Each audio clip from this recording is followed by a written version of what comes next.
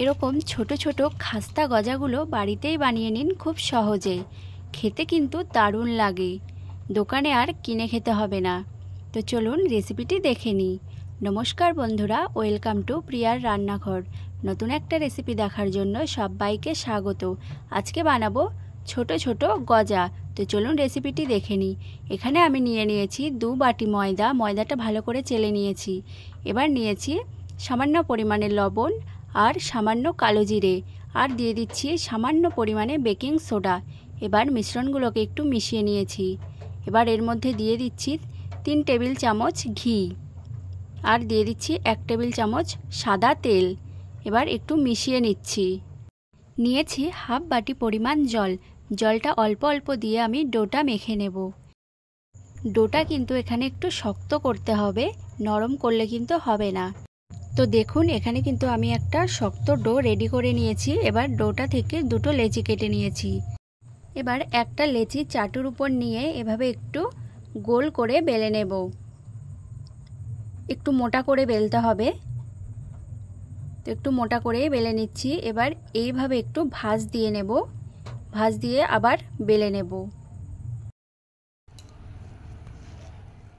এবার একটু ময়দা গুঁড়ো ছড়িয়ে দিচ্ছি, ছড়িয়ে দিয়ে আবার একবার ভাঁজ দিয়ে নেব।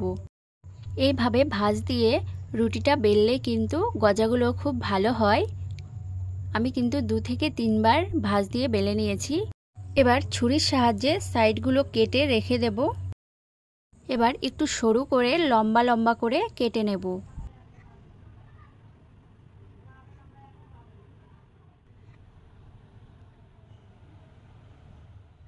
লম্বা লম্বা করে কেটে নিয়েছি। এবার এইভাবে ছোট ছোট পিস করে কেটে নেব। এর থেকেও একটু ছোট করে কিন্তু কাটা যাবে, আপনারা চাইলে এর থেকে একটু ছোট করে কেটে নিতে পারেন। সবগুলো গজা কাটা হয়ে গেছে।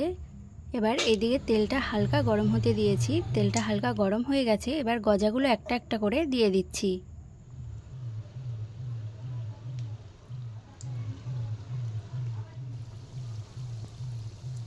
গজাগুলো ভাজার সময় গ্যাসের আঁচটা কিন্তু লো টু মিডিয়াম রাখতে হবে। তো দেখুন উল্টে পাল্টে গজাগুলো লাল লাল করে ভেজে নিয়েছি। এবার গজাগুলো তুলে নেব।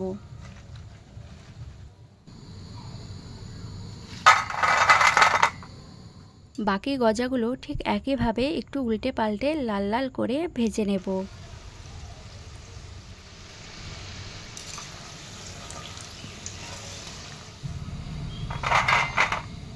গজাগুলো ভেজে নিয়েছি। এবার আমি চিনি শিরাটা তৈরি করে নেব। তার জন্য নিয়েছি 1 বাটি চিনি আর হাফ বাটি জল। যতটা পরিমাণ চিনি নেবেন তার হাফ কিন্তু জল নিতে হবে। চিনি শিরাটা একটু আঠালো হয়ে আসলেই আমি এর মধ্যে দিয়ে দেব গজাগুলো। গজাগুলো দিয়ে গ্যাসটা কিন্তু অফ করে দিতে হবে। তো গ্যাসটা অফ করে দিয়েছি। এবার নেড়ে চেড়ে একটু শুকিয়ে নেব। তো দেখুন কতটা সুন্দর চিনি শিরাটা শুকিয়ে গেছে।